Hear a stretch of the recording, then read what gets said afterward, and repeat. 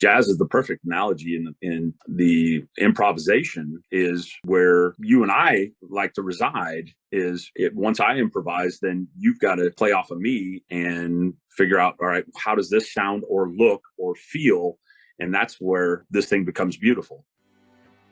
Welcome to the Jamodi Podcast. We are all surrounded by amazing coaches and leaders.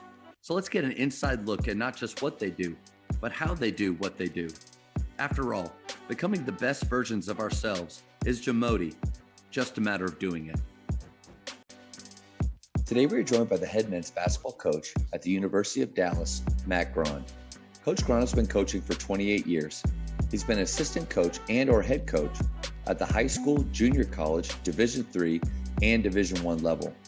After 10 seasons as an assistant coach at University of Dallas, Coach Grahn just completed his first season as the head coach of the Crusaders. In 2011, Coach Grahn became a certified trainer for the Positive Coaching Alliance. Before we hear from Coach, take a moment to subscribe to our podcast and follow us on social media at Jamodi Podcast. Hey, what's up, Coach? Oh man, I tell you what, it's always an adventure around here. I'll tell you that. Did you get it all figured out? I think so. You know, we like I said, the bride and I were still trying to figure out that 1-1 zone against the 3-out offense. Yeah. If they're smart and they make the ball work, someone's open. Someone's always open. Yeah. Yes, that is correct. That might be the most accurate statement I've ever heard about. Yeah. Well, so hey, how are you doing? I am good, man. I just want to first say thank you so much for giving up your time on a Sunday night to talk hoops with me, man. I really appreciate it. Absolutely, brother. And yeah, I'm honored to be on, man. Like, shoot, you've had some heavy hitters on here. It's been a lot of fun. I'm getting to learn a ton and have great conversations. And also, man, I know I've seen you and stuff, but congratulations on becoming the head coach at University of Dallas. That's a huge deal. You were assistant there for 9 years or 10 years? Yeah, well, 10 out of the last 11. Yeah. And so what's the biggest difference just in the first, few months here of going from that assistant role for so long to now being the head coach there? What do you see? Well, I think the biggest thing is what used to be suggestions are now decisions, right? I mean, it was always fun to throw things out and kind of be contrarian sometimes with Jared. And he appreciated it. I know. However, like now, again, it's like what I throw out there it has to be what's best for the team, not just be contrarian, right? Yeah. I can't just be devil's advocate. Everything's got to be what's best for us and what's best for this group. Yeah, that's interesting just to hear that, because I think most of us have been assistants at one time, but then when you do make that transition over, all of the things that you might have thought were so clear and so easy, and why don't we do it like this? And right. Yeah, there's just a difference. They say like the 18, 19 inches over, there's just a big difference, but I can't imagine at the university level what that's like. Yeah. I mean, it's funny because my boss hasn't changed. And that's really cool. I love it. I've got a 17-year friendship with him, an 11-year working relationship. So from that aspect, it's been really, really great. So I'm in a good spot in the fact that the only pressure that I'm really receiving right now is put on by myself. I mean, it's my own mind playing those games going, hey, are you sure you want to do this? You know what I mean? Like, is this really what's best for the team? And that's a good spot to be in, though. I would much rather be there than feel, that hot seat. So, yeah. But that's interesting, though, because I think a lot of times, even in some of these questions, we focus on building the confidence of our players and protecting the confidence of our players. But what a lot of people forget is that our confidence is really important, and we have to protect it. So like when you're getting all those questions coming in, or it probably won't happen to you, but some coaches have bad games, players have, won't happen to you though, but Right. yeah, after those games, Yeah. it's not just dissecting what our players can do better, but it's reevaluating and in that moment, yeah, protecting our own confidence from what am I doing? That's fact. This is too big, or I don't have the answers, or yeah, that's huge. Yeah, for sure. For sure. I love the way you put that too. Like, in the fact that, you know, I like the way you phrase that. We protect our players, but we also have to protect ourselves too, right? I mean, that's for sure. You got to remember that one, you're qualified to do what you're doing. And especially you, like I've loved watching and kind of, I mean, we've had conversations and things from afar, but watching you on social media, I feel like you are the coach that has met, talked to, or taken a photo with almost everyone out there. Like it'd really be like, who don't you know, or who haven't you? But you've had an opportunity to listen to, be around great coaches. Yeah. And because of that, I mean, what you're doing. It's funny you mentioned that. Like when I was growing up as a kid, my dad was a high school coach, and where I grew up on the Kitsap Peninsula, we were only 30 miles away from Seattle, only 30 miles away from Tacoma, but we were pretty isolated because the peninsula was not easy to get to or get from, to get to Seattle or Tacoma, anywhere.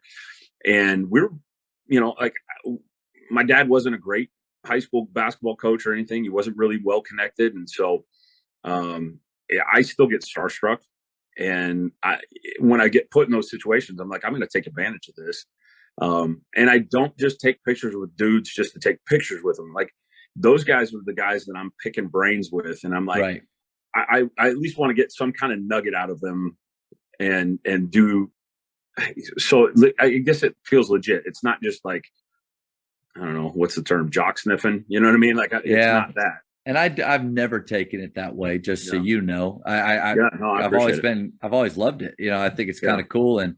But one thing I love about and I think it's every coaching profession, but since you and I know the basketball one the best, and just from being able to do this podcast, I've been blown away by the willingness of these coaches to share and to talk hoops. And to have Tommy Brackle on, that's had 24 years of head coaching experience, and just hear him, you can't stop talking about the game and the passion come through.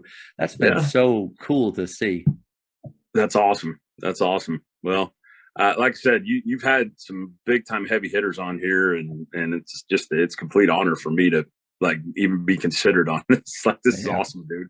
You've been able to be a part of the culture at University of Dallas for a decade now in a different role, but now you're taking over as the head coach. And you obviously, I think every coach knows how important culture is, and that buzzword is out there. But how does culture drive performance in your program?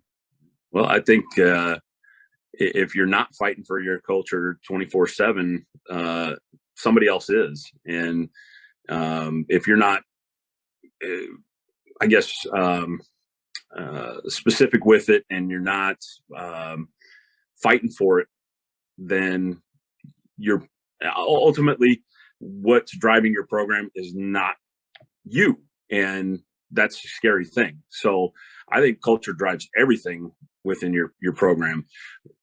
Go ahead. You nailed it though. Like every program out there has a culture that's driving it. Yes.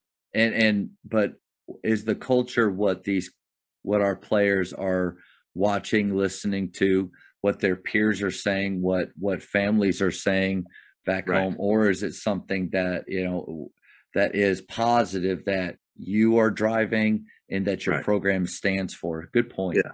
If you're not intentional with it, and that was the word I was struggling to find, was being intentional about where, what things do we stand for, and what are our standards, and how do we act from it, on the court standpoint, off the court standpoint, when we travel. I mean, just anything and everything. We're getting ready for our first road trip this week, and already in the back of my mind, I'm going, like, what does that look like in rehearsal these next 3 days of practice? And in fact, I was driving to pick up groceries today, and I was like, running through my head, all right, these are the things that I'm going to talk about with the team. First of all, like, we're going to learn the bus driver's name. We're going to call the bus driver by name, and we're going to thank whoever that bus driver is every time we, arrive at our destination, and we're going to greet them when we get on the bus. Like, that's important to us. And again, like, just little things like that a lot of people don't think of. That's part of your culture. And in our culture, we have three terms that drive our culture, and that's purpose, resilience, and togetherness. And if you think about those three words, like, it's not just applicable on the court, but it's applicable in the classroom. It's applicable in your family life, just your daily dealings. Everything has a purpose. And if it doesn't, then it doesn't need to be part of what you're doing. And we're all human beings. We're all going to make mistakes. So therefore, we have to be resilient. We have to be able to bounce back in the face of adversity very, very quickly. And the third piece is, obviously, we do everything together, and we rely on somebody no matter what. Nobody's completely self-sufficient. So we've got to learn how to do, work together towards a common goal, whether we like it or not. And the great thing, Matt, is, and you know this, and I know you, I've known you long enough that, like, I know you believe this, that those lessons are far more important than in any game. However, we can teach those things through a game that kids love to play. Yeah. I think the hope for all of us is that when our players leave our program, that it's not just X's and O's that they remember, or the ability to teach them to shoot better that they remember. And if it is, if we're not getting invited to their weddings, and if that relationship doesn't continue, and obviously some are stronger than others, but there has to be some bigger purpose. And I like the fact that your culture pieces, like you said, it will help you on the floor, but they work off the floor. Like, how many times is our culture only geared toward basketball? Like, I'm sure ours is like, or not ours is 3-point shooting, but we do have a culture of shooting in our pro. Like, it's what we want to be known for. It's something we want to hang our hat on, but it can't be a pillar in our team dynamic, because then it's only on the floor, and it's shallow at that point. Right. I would say that's probably in my definitions, that's probably more, basketball philosophically, how you want to play, as opposed to being culture driven, But it's easy. It's easy for it to slide in anything that we do, just about basketball. And I think, if I look over even just 9 years here, the best seasons we had are when it was more than basketball. The bad seasons we had is when I probably focused too much on that part. Right. Well, and that's that has a tendency to happen, and I've gotten caught up in it too. My first head coaching job, I was at Moscow High School. It was 22 years ago, and I was just all about, I was going to set the world on fire, man. I was going to win every game, and boy, I quickly learned, A, I didn't know it all. B, it should have been far greater than just the game of basketball. I should have, I wish I would have heard Phil Jackson's quote, there's more to life than basketball, and there's more to basketball than basketball. The Jamodi Podcast is powered by Sideline Interactive. Sideline Interactive is the leading manufacturer for high-quality, innovative scoring tables and LED video display boards that help coaches and schools bring more excitement to fans, create huge fundraising opportunities, and make their jobs easier. Visit sidelineinteractive.com to check out their amazing products. How do you live out your culture on a daily basis? I think that I've got to model it for our guys, number one, and I try and communicate that to them on a regular basis, that, hey, everything I'm doing has a purpose. We'll stop and talk about it in practice. They'll see me on campus. It's little things too. Like, I'm not a huge fan of the guy, but one thing I appreciate about Jerry Jones is, like, he's picking up garbage, in and around his facility. He's all in. Yeah, that's it. And I try and do that same thing, whether they're looking at me or not. I don't care. But in my mind, I'm like, I got to model this, and so if they do see me, they understand that that's important to me. Like, just taking care of us and doing things together. Like, that's that togetherness piece, I think. What's that whole idea that more is caught than taught? And I so love that. when you're showing it daily, it's what we tell our players, like, you're always being evaluated. You never know who's watching. So that lesson better directly come back around and go straight at us. We don't know all the times we're being watched, and that our culture may be eroding a little bit because of us not following through. That's true. Yeah. The other things is I'm show my vulnerability. Uh, I'll admit when I'm wrong, or that I've messed up and made a mistake. I mean, I think that resiliency piece is huge, and the only way to really live that out is to be able to tell the truth and say, hey guys, I screwed up. Like, that's on me, but I'm going to do my best to make it up. And go harder at it the next time. So, and that's tough for a lot of young men to understand right now, is that it's okay to say, yeah, I messed up. And, I hate my bad though. Like, I can't stand that. That's such an overused phrase now. It drives me insane. But I think a sincere apology saying, hey, sorry, that was me. And I'm not going to let that happen again. I think that's really a tough thing for a lot of kids to say. Yeah, you're right. There is something. I was just thinking about what my bad sounds like.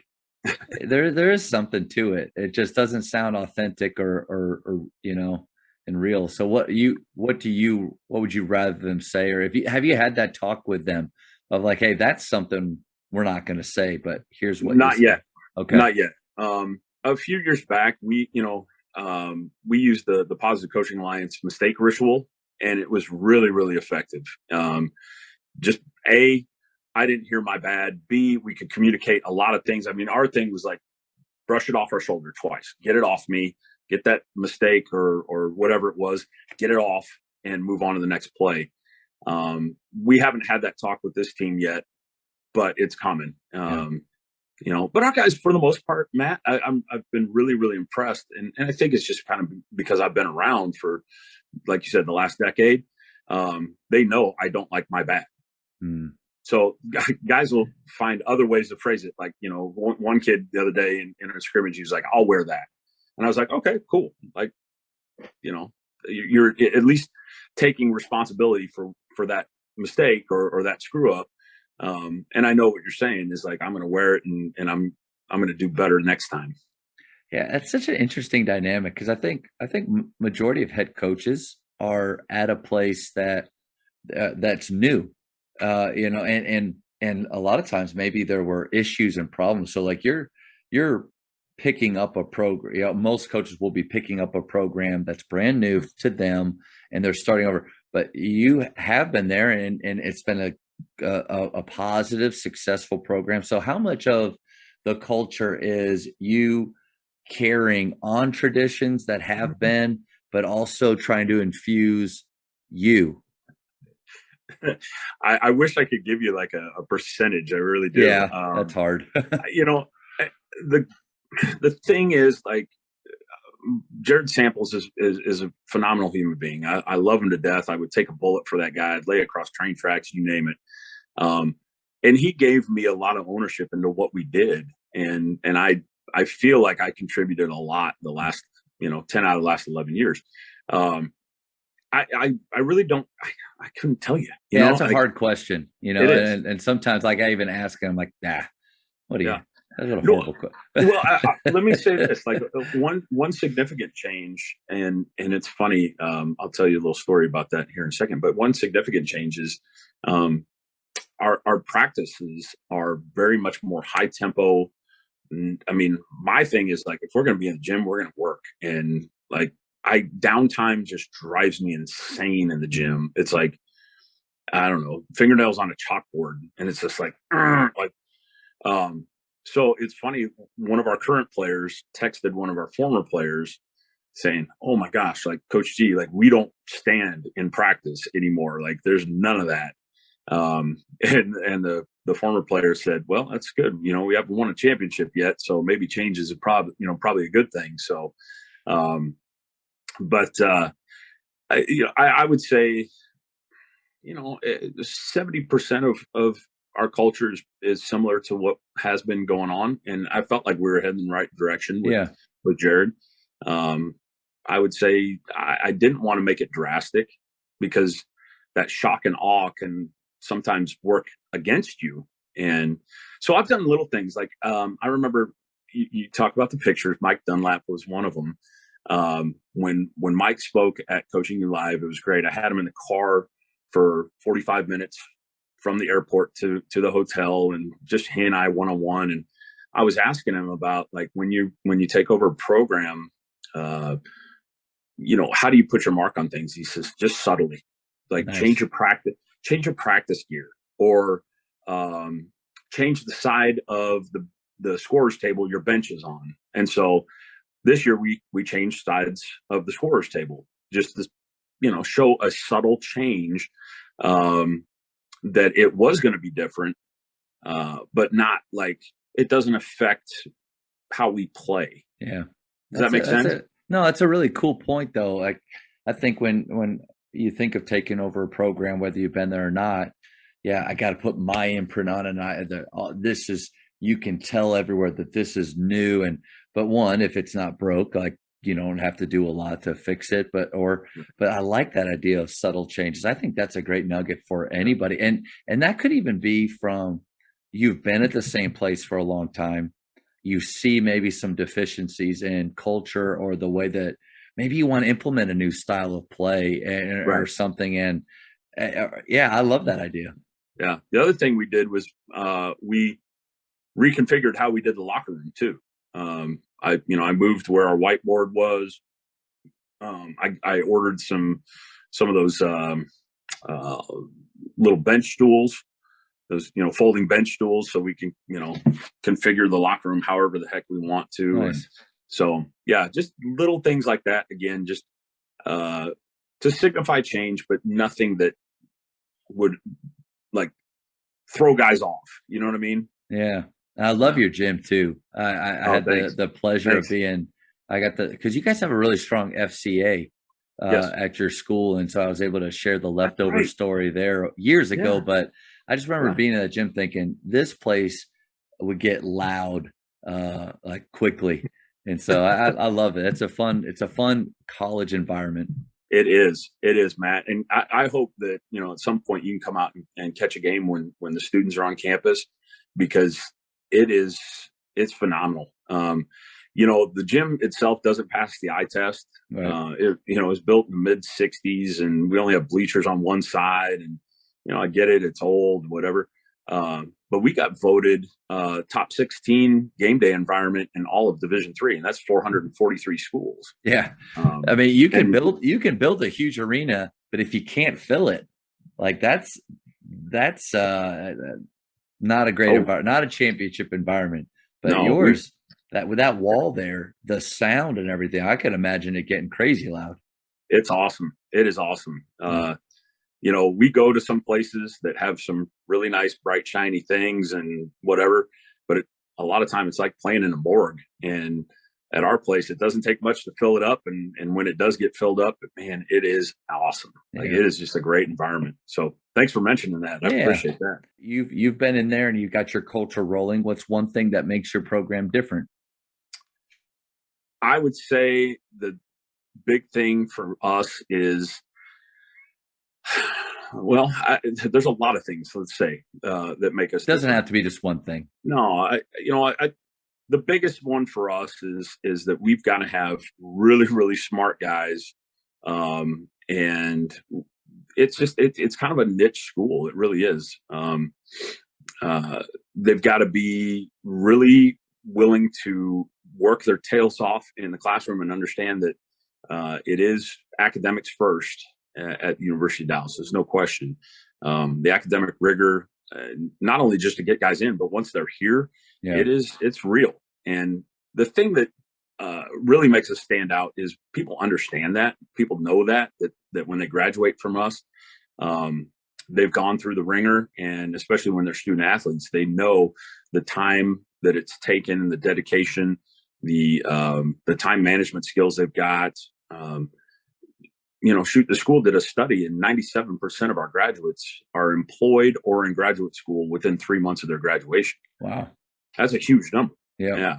And so I think that's number one that makes us stand out. But as far as like the basketball is concerned, I think that I don't want to joystick anybody, and I want them to play free. I recruit them to play basketball the way they want to play basketball, or not necessarily the way they want to, but like the way they should. How about that? And I'm going to try and put them in the best position to maximize their strengths and hide their deficiencies. So we want to play. I know this is going to sound awesome. We want to play fast. But I think everybody wants to play fast. But it's a good thing. It's a good thing to want to play fast. Yeah. And I think there's a difference between playing fast and out of control, right, as well. And fast doesn't mean dumb. Yes. Amen to that. We want to take smart shots, and we want to get open looks. And if we don't have them, then all right. I want them to, again, play to their strengths and hide their deficiencies. I don't know if that's any different than anybody else, but honestly, I've been at 10 spots, and it always, I shouldn't say it always. A lot of times it isn't that way. And I'm not trying to knock anybody I've worked for, but that's the way they've done it. And this is the way it is for me. And that's, in my mind, basketball is, it should be fun, right? Yeah. Like we take the fun factor out a lot of times when we start joysticking guys. And I like that term, joysticking guys. I think one of the reasons I love watching NBA basketball more sometimes than college basketball, I just like watching great players making plays. Yeah. I mean, obviously, I know there's 27 ways that they're guarding pick and rolls. Like I get that, but they're also just, it's a lot of simple things. They're just done really, really well and in space. And but then I watch in high school or in college, and I see a lot of joysticking, and golly, and even in my own heart, it's the idea of, okay, I need to take control of this situation. How can I give it to these players? And but then the beautiful part of the game is when guys are making plays, they understand concepts, and within your framework, it's jazz. They're working together, finding things out. And a lot of guys will, like you just, they'll say, I don't want to be in control. We're going to play fast. But man, you can cut that group in half of who's really doing it. And so I get what you're saying. You almost feel bad saying it because everybody almost says it, but I don't feel like everybody means it. Right. Well, I love your jazz analogy too, because I'm a musician as well. Nice. And I what do you play? Oh my gosh, man! I've played piano since I was 6, trumpet since 4th grade, drums since 4th grade. I didn't know that. That's cool. Yeah. I actually, my first year of college, played in Big Band 1 at Washington State, the jazz band there. So yeah, but I agree with you in the fact that that there's a lot of similarities between music and athletics, in the fact that you've got to play your part to the best of your ability, and I've got to play my part to the best of my ability in order for this to look and sound good.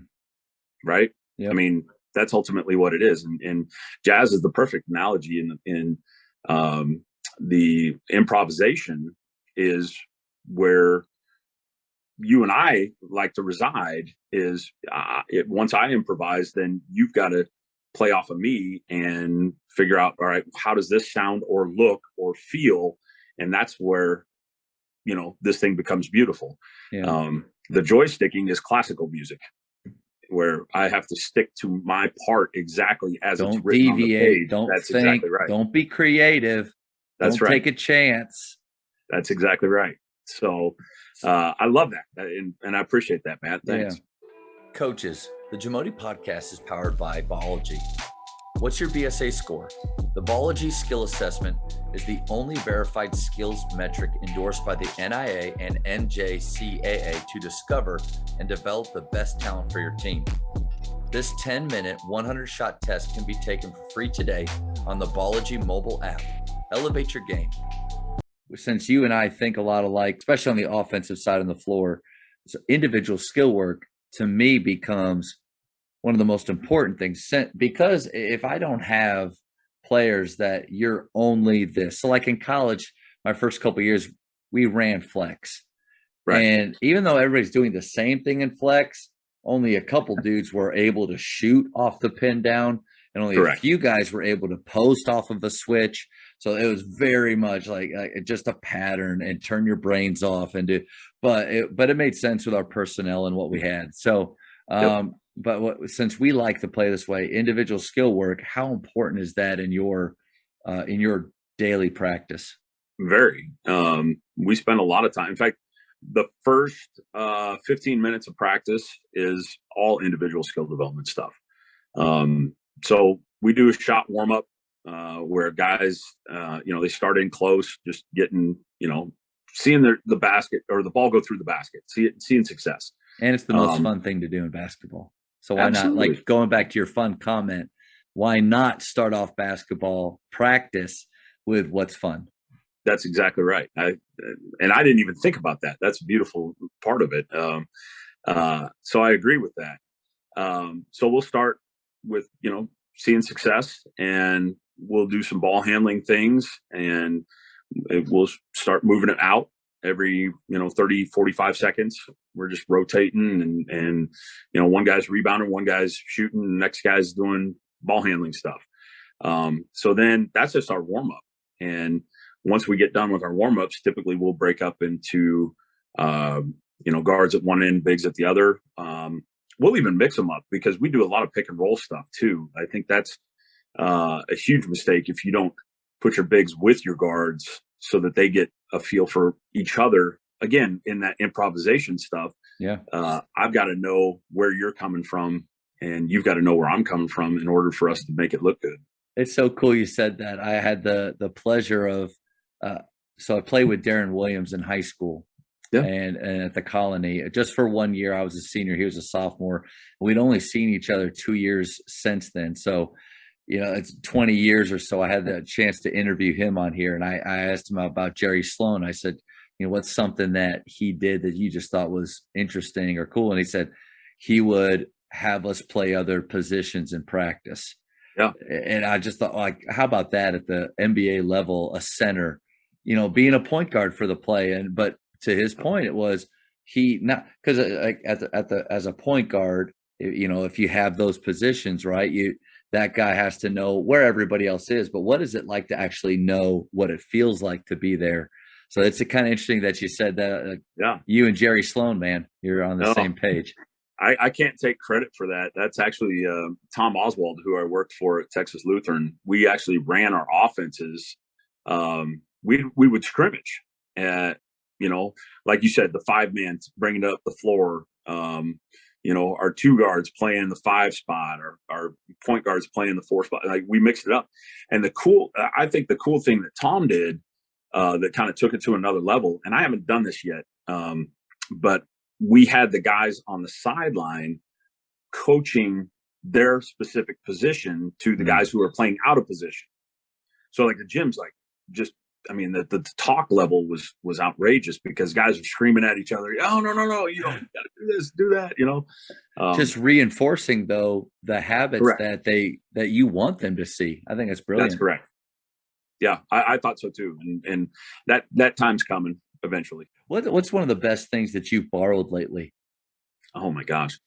Again, can't narrow it to one. Yeah, but, give me as like some of the good ones. I'm fortunate that my grad assistant, Kevin Owens, he's interning with the Legends, the G League team across town. And so he goes over and spends practice with the Legends in the morning, and then comes up and spends the afternoons with us. I'm stealing like crazy. That's pretty cool. I can't imagine he walks in and you're like, hey, so what do you got for me today? Quote unquote. That's exactly what I got. So like one of the great ones the other day was on Friday, we kind of did a semi walkthrough. I didn't do a full scout for our Saturday scrimmage, but we did try to, I guess, imitate a little bit what a walkthrough is going to look like. And one of the things that Kevin had brought over from the Legends was they went through a walkthrough a couple of days before, and their coaching staff was like, "Hey, it may be 50% physical, but it's 100% talk." And he said the gym was just loud. Wow. When they might have been walking through it, but their talk was loud.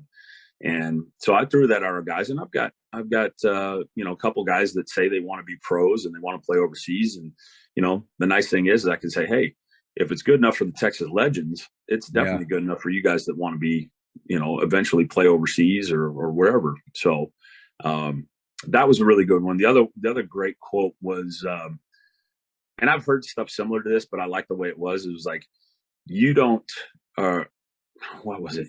You can't, you don't get a chance to prove yourself. You got to prove yourself to get a chance. And I thought that was pretty powerful, right? It's that old, hey, coach, if you just put me in, man, I swear I'll make it happen in a game. But it doesn't work like that, right? You've got to show yourself in practice on a daily basis, every single day, day in, day out, for me to have the confidence to put you in a game. That you're right on the money. And I think I think it's mainly coaches that if we do have people listening to this, it's mainly coaches. But if parents or players do, like, yeah, you do. I don't like to hear I never got a chance or an opportunity, unless you just were never at a practice. Right. But like, man, if you're at practice every day, that idea of always being evaluated, I mean, that's really where your chance gets, because as coaches, we don't want to, we call practice the laboratory. Like, it is the time to experiment and try things. I personally don't like floaters, but prove to me that that's a high percentage shot for you in practice, but don't experiment in a game. And so we're not going to experiment with subbing in a game either. That's right. It's funny you mentioned the floater. I've got a junior point guard for me right now. I told him the beginning of the year, I was like, you're going to drive me insane if you keep shooting that dang floater. I was like, you got to make 500 a day for me to have the confidence for you to shoot it in the game. And the crazy thing is the kid actually works on it. Like, he has been in the gym. He's working on it. So the scrimmage the other day, he shot a little floater and he made it and came over during a free throw situation. He's like, Coach, see, I'm working on it. I was like, all right. You're earning my trust. Nice. And I think it's just a situational thing where, like, at the 5A TAPS level, we don't have 7-footers on the floor. We don't have 6'8" guys rarely on the floor. Like, the floater is to float a shot over an extended defender. But to shoot a floater on a drive where there's no one there, why? It's not figure skating. Like, you don't get more points for the degree of difficulty. So, like, keep it simple, right? And so that's my whole thing. And at those levels like you're at, or higher levels, Trae Young, does he need a floater? Heck yeah, he's 5'10". He's not that athletic. I mean, he's not big. He's not dunking on people. And there's 7-footers in there. So it just, the things that translate down in skill work, we got to be careful with that as coaches and Very players. True. Sorry, I didn't mean to go. No, I love it. I agree with you 110%. There are other guys on my team who I would say you don't need to have that, because you do have more athleticism than the guys you're going to be going up against, or strength. In particular, I'm thinking of one of my sophomore kids. He is really good around the basket. He's just like, it's like buff and strong, and like, man, like, he's just really good. I would absolutely go bananas on that kid if he pulled up and tried to shoot a floater, rather than like stride stop or jump stop and try and like power off of 2 feet to go, to maybe get an and one. I think too that people talk about the mid-range game being gone. I think floater is flirting with that mid-range. Like, if you are shooting the floater from 10 to 12 feet, would a pull-up jumper from there be even more efficient, or is that possible? So I think some things situationally there. Coaches, the one thing that every team needs is confident shooters. The last 8 years at Grapevine Faith, our teams have averaged 354 made threes each season. I love getting to share with coaches how our shooters train, and more importantly, how they think. If you would like to enhance your shooting culture at your school, contact me directly at jamodipodcast@gmail.com. You've had an amazing career already. So 22 years overall? Oh, geez, Louise, Matt. 27, I think. 27, okay. Yeah, it's been a while. I'm not a math guy, so you're really testing me now. You're a musician. You're not but no, but so okay, 27 years overall, and different levels of play, and also different coaching positions from assistants to head coaches, all those things. If you could go back in time, what's something or a few things that you would do differently? Yeah, I reflect back on that first head coaching job that I had. I was maybe 25 years old. Thought I knew it all. Man, I was going to set the world on fire. I was going to win, championship after championship. It just, I think, if I could go back and do it again, the number one thing I would do is really understand that I don't know it all. And I worked for Coach Eastman for 5 years before I was the head coach at Moscow High School. And he never said that phrase that he's so famous for now of be a learn-it-all, not a know-it-all. He never said that before I got that head coaching job at Moscow. And I wish he had come up with that phrase during those 5 years I was with him at Washington State. Because when I figured that out, Matt, like that was when it just like my world opened up, and it really became a lot of fun to play chess instead of checkers. Like it was it was like, all right, I don't have all the answers. Let's try and find them and see what works best with what the way basketball looks to me or should look to me. And let's find the answers that, again, I coached big men pretty much my whole entire career. Let's find the answers for guard skill development so I can get better at that. And, just little things like that. So I wish that going back, I really would have been a learn-it-all instead of a know-it-all. And honestly, I think I probably would have stayed at Moscow High School longer than a year if I had done that. Yeah. And how come? Why do you feel that way? I think at the end of the year, I was only there for 1 year. It was 99, 2000. And I struggled with parents. Number one, I was really young and I didn't know how to deal with parents. But I think we would have been more successful because I would have adjusted my style of play to our personnel. And that's, I was trying to fit a square peg in a round hole with, again, this is my idea of basketball and this is how it's supposed to be played. Well, I didn't have those players. Yeah. And I really, looking back, I was really stubborn. I was headstrong, and I was like, yeah, this is the way it's supposed to be. And, if I had that squad again, I would do things drastically different. I would play completely different style of basketball.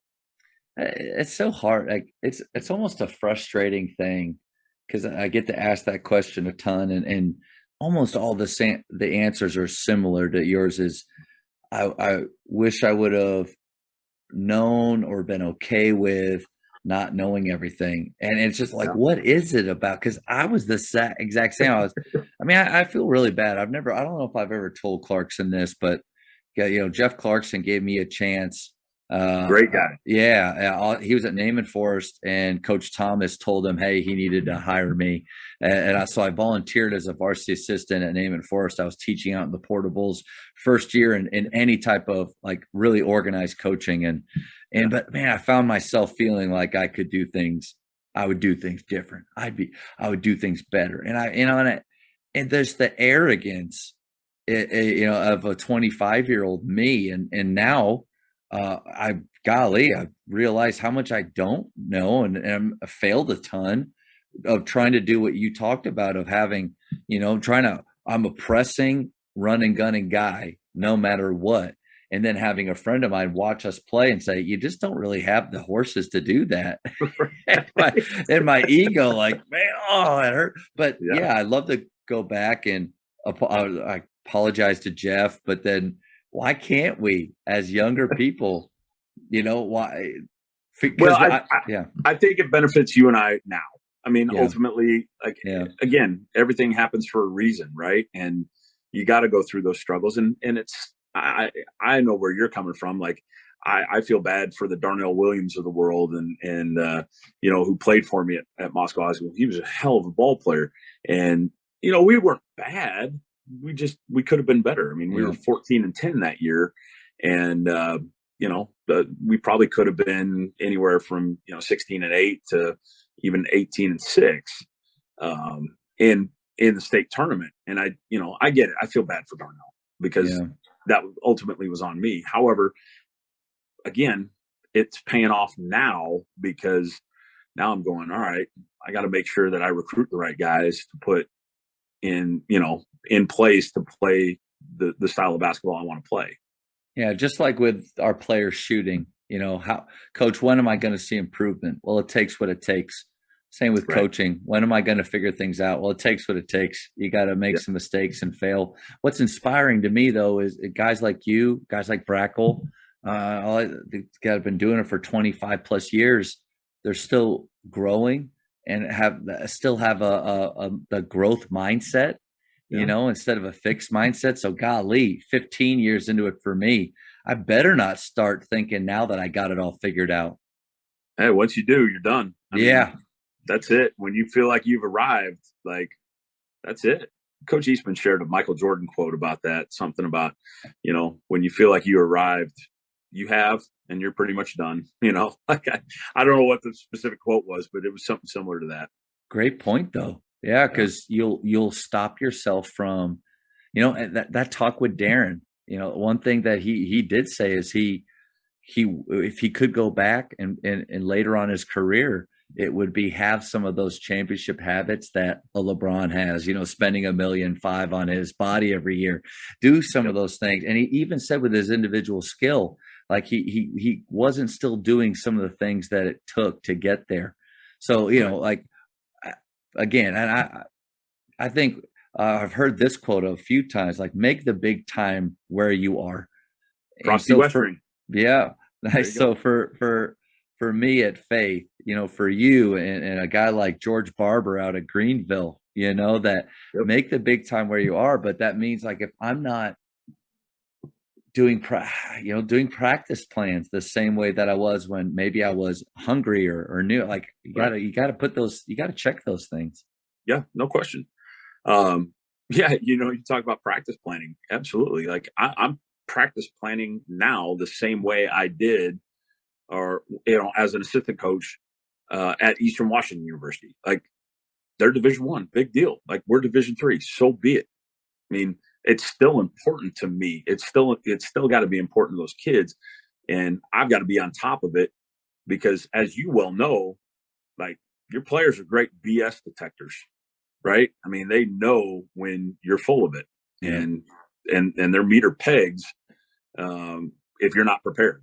And that's where, too, like, you mentioned early on our talk about being honest and authentic, letting them know when you don't know all the answers, but you better be giving your very, very best. And they need to know that it's important to you, or else if they don't think it is, and you also don't know everything, you're also in that boat, then golly, problems start piling up at that point. Yeah, no doubt. I think of preparing to play opponents as well. Like, it's you got to be on it, and I don't want to watch a million videos on our opponents, but I want to watch their last 3 games and at least have a feel for what they're doing, so that I can go in and say, all right, guys, here's what to expect. And again, if something comes up that I didn't see, or if they put in something new, like, I'm happy to say, guys, look, I mean, I didn't see that coming. That we got to adjust, and we got to be able to adjust on the fly. But yeah, I'm on board with you, Matt. So I've already learned some things about you that I didn't know. like all the instruments that you play. But coach, with the speed round, we're all gonna know you a lot better. Oh, here we go. You ready for this? I'm down. Okay. Favorite ice cream flavor? Favorite ice cream flavor is chocolate peanut butter ice cream from Ferdinand's on the campus of Washington State University.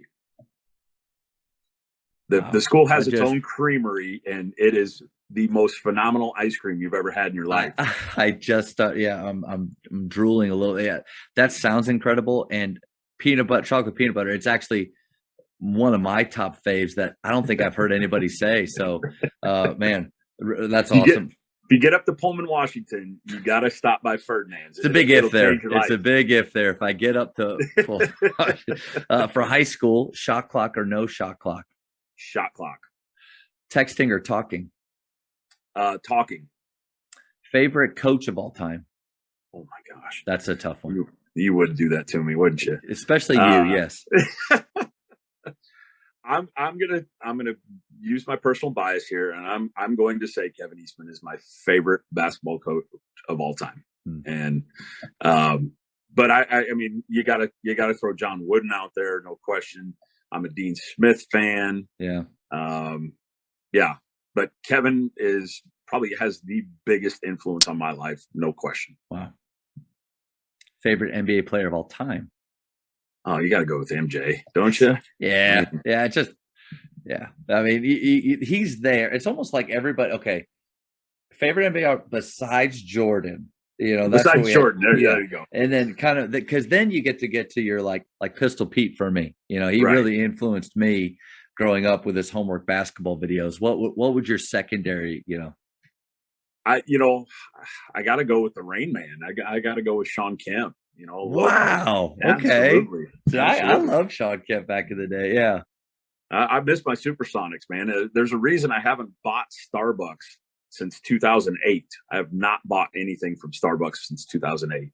You're just that bitter. I am. Favorite holiday? Favorite holiday is Christmas. Invisibility. Oh, go ahead. You know what's funny about that is like being basketball guys, like we don't really get to experience Christmas the way we did as kids, but it's still like it's fun. Yeah. And especially now that I got kids of my own, I'll tell you my favorite thing to do is that dang Elf on the Shelf. I love that Elf on the Shelf, man. It's so much fun. Like I don't know if you've seen him on. I know you and I are connected on social media. I put that stuff out there every once in a while. Keep an eye out for it. Okay. This winter, you'll appreciate some of that. I'll check it out. Invisibility or super strength?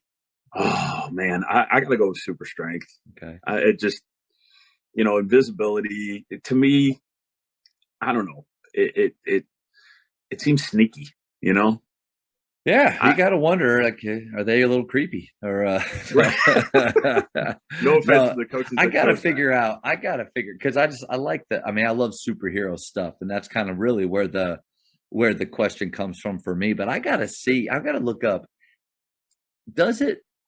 What does it say about the person? Right. If they choose super strength, or if they choose, I got to figure that out. I'll go back. 2 or 3 more questions. Place you most want to travel? I want to go back to Maui. That's my I don't know. That's my paradise right there. There you go, man. The vibe. It's awesome. That's the place guy. If you get the Hawaii job ever, you call me. And I have no aspirations to be a college coach, but I'll go with you there. And my wife will force us to go. So we love that place. 2 more. How many cups of coffee do you drink per day? I never drank coffee until I had kids. Once you started adding young people in the mix, I've cut back on coffee. I'm now into tea. And I don't know where it's that healthier. comes from. Yeah, it's healthier for sure. There's a lot of other properties, I think, in tea that are good for you. So, yeah, good for you, man. Growing. I'm trying. Yeah, I'm trying to get off of caffeine, period. Golly, it's hard. I've read some things on like try it for a month and how your life transforms in so many positive, like your sleep, your clarity, cloudiness, everything. So I don't know if I want to go through it, what it takes to get there. I went through it once, and it was a battle, and it was right before my oldest, my daughter was born, and man, I cut like 50 pounds. I was drinking water like crazy, like it was, and I felt great. Probably then, less irritated, all of the things. Yeah. Yes, yeah. And then, once she was born, it was like, how do I get through the night? You know what I mean? Like, I got to have something to pick me up, and caffeine was my friend at that point. All right, last one for since this is the longest speed round I've ever had right here. Last one, Godfather or Star Wars? Yes. That's cheating. Absolutely. No, I grew up on Star Wars. In fact, Nice. My earliest memory is I was 3 years old. It was right after I was 3 years old when Star Wars came out, and my earliest memory was going to the theater when I had just turned 3 years old to see Star Wars. And awesome. So yeah, I come up with it. Like, we got the toys, and my kids are all hooked on it. It's going to be really fun when you start going through some of the Clone Wars and some of those like younger ones, Yep. and then that'll be really cool. But I am a Godfather guy. Okay. Like, it's one of the few things, like, if I'm flipping through the channels, and you know how AMC every once in a while has that weekend where they're throwing them all back to back, like, I'm locked in. Yeah. I'm in. I love it. That's fair. I mean, you could. I'm more of a Star Wars than a Godfather guy. So, but I could see how you could be both. Yeah. Yeah. There's some powerful lessons. Like, once you're part of the family, you're always part of the family, right? Yeah, and I see, slapping your face there. I love it. Yeah. Just so you know, man, I thoroughly enjoyed our talk together tonight, talking hoops with you. And what's always fun for me is to see the fact that there are really, really good people like that have made it in their profession, or like made it in the coaching world to high levels. And I just think you're an awesome guy, and I really appreciate you sharing tonight. I enjoyed it, man. Well, the feeling is mutual, Matt. I really do. I appreciate you in a big way. I love what you're doing with your podcast, and, just making the game better for everybody. I'm honored to be on. Holy cow. I mean, like I told you earlier, you've had heavy hitters on, and I'm just, I just like being a fly on the wall, listening to all those conversations. So hopefully somebody gets something good out of this. Definitely. And that was kind of, I was going to follow up to the heavy hitters thing. I mean, obviously, Coach Drew, who's an awesome guy, his name is really out there now because of the amazing year that they've had. But from Coach Drew to George Barber, to you, to the high school coaches I've had on, Agreed. There are amazing basketball minds everywhere. And again, and the goal for me, and I think for everybody, is it's what Jordan Peterson said: assume that everybody that you talk to can teach you something. And I think that's something I've been getting out of this. But appreciate you, man. Hey, thanks again, Matt. So much fun. Thank you for checking out today's episode. Please take a moment to subscribe to this podcast, share it with your fellow coaches, and find us on social media for what's coming up next on the Jamodi Podcast. It's just a matter of doing it.